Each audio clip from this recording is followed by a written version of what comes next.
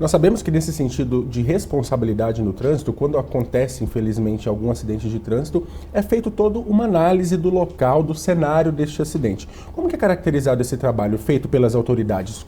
Ao que se dá? É através, claro, da legislação, mas vai depender muito do caso, de como aconteceu e também dos envolvidos? Sim.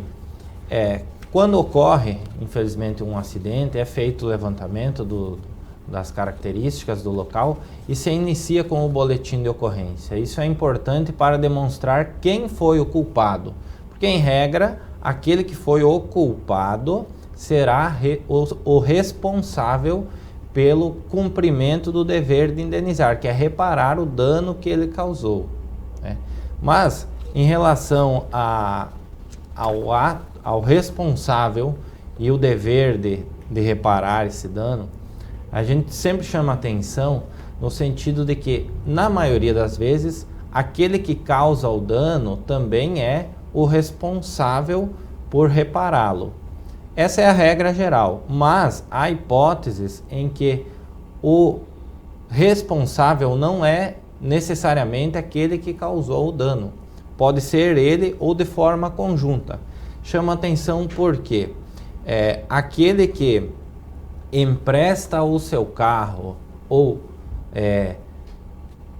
vende o seu carro e não faz a devida transferência, continua responsável por ele.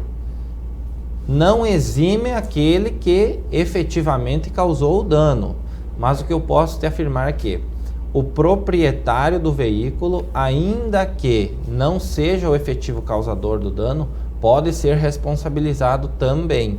Por isso a importância e a atenção que nós devemos ter não só na direção, mas também na escolha daqueles que vão conduzir um determinado veículo que seja de nossa propriedade. Quando nós falamos de responsabilidade civil no trânsito, a gente está falando, é claro, de todos esses aspectos que o senhor já mencionou aqui na nossa entrevista. Mas o que a gente pode caracterizar de fato como responsabilidade civil? Qual é essa responsabilidade que todos devem ter em comum no trânsito? Essa é uma questão interessante porque mesmo aqueles que não estudam o direito têm a noção genérica de que o meu direito vai até onde começa o direito do outro. Isso não está equivocado. E no trânsito a lógica é mais ou menos essa, porque a culpa e a consequente responsabilização, ela decorre de uma inobservância do dever de cuidado.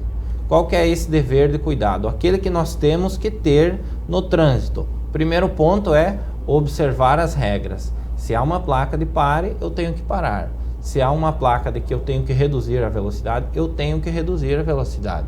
Parece óbvio, mas nem sempre é observado. Por isso acabam acontecendo esses acidentes. Professor, muito obrigado então pela participação, pelas orientações. E para você de casa, fica o recado. A prudência no trânsito é sempre a melhor salvação, evita acidentes e também transtornos e problemas para você e para todas as pessoas que estão ao seu redor. Voltamos ao Balanço Geral.